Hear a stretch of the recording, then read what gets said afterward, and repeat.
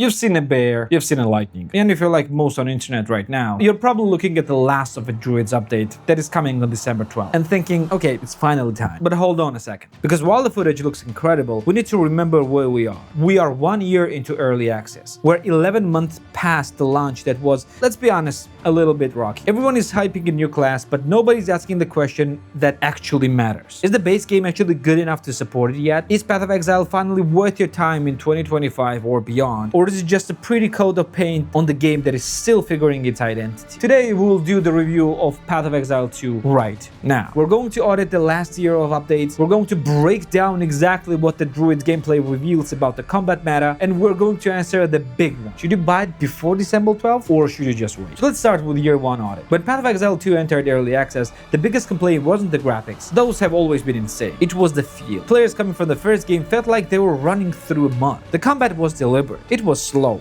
It felt more like Souls-like than an RPG. So has it changed? The short answer is sort of, but mostly no. And here is why it might actually be a good thing. Grinding gear games hasn't just sped up the game to appease the zoom crowd. Instead, they have refined the animation cancelling. This means that you are not locked in a 3-second attack animation while the boss is winding up one-shot kill. You can dodge, you can weave, and combat now feels responsive rather than just fast. This distinction is critical because if you go expecting Path of Exile 1 speeds, you will be disappointed. But if you judge it on its own merits, the combat rhythm has finally cleared. The friction that was there 11 months ago, where your character felt like they were fighting you instead of the enemies, is largely gone. The combat flow has also seen a massive overhaul. At launch, a 6-act structure felt disjointed, with difficulty spikes that felt unfair rather than challenging. Over the last year, they've smoothed out the curves. You no longer just hit the brick wall at Act 4, where resistance is suddenly meaning nothing and you get one shot with the white mobs. The progression now feels like a steady climb rather than a series of cliffs. Now let's talk about elephant in the room, or rather bear in the room, the Druid. IGN just dropped an exclusive gameplay of the class, and we need to analyze it frame by frame because it tells us something huge about where the game is going. Look at the transformation animation. It's seamless. In many RPGs,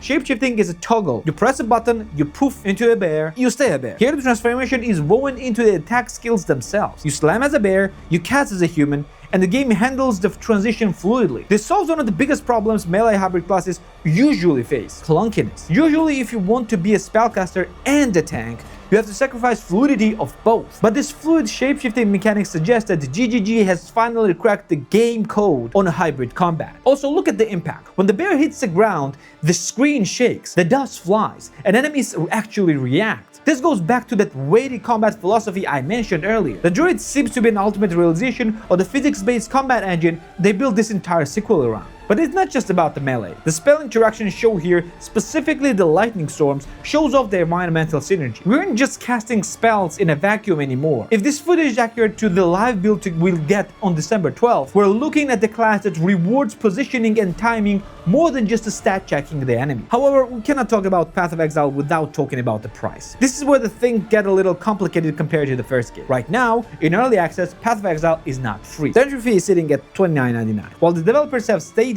that final launch will be free to play, if you want to play now, you have to pay. But $30 entry fee is just the beginning. As the veteran will tell you, the real cost of Path of Exile comes with a massive asterisk: stash tabs. If you're coming into the game fresh in 2025, you need to understand that the inventory management is designed to be inconvenient. Even after paying your $30 of early access, you will run out of space. You will feel the pressure to buy the currency tabs, map tabs, and fragment tabs. Is it pay to win? No, but it is absolutely pay to organize. In the current build, the sheer volume of new currency items, especially the new crafting systems introduced in the last few patches, means that the playing with the default stash tabs is a nightmare. It's technically possible, but it is miserable. So if you plan to jump to the Druid update, don't just budget for a $30 game price. Be prepared to drop another $20 to $30 on a stash tabs if you want to play the end game seriously. Treat it more like a $50-$60 product. If you pay that, you will get fully functional, incredible ARPG. If you try to stick to the base buy-in, you might find yourself managing inventory more than killing monsters. It is still doable. It's not impossible, again, but yeah, it's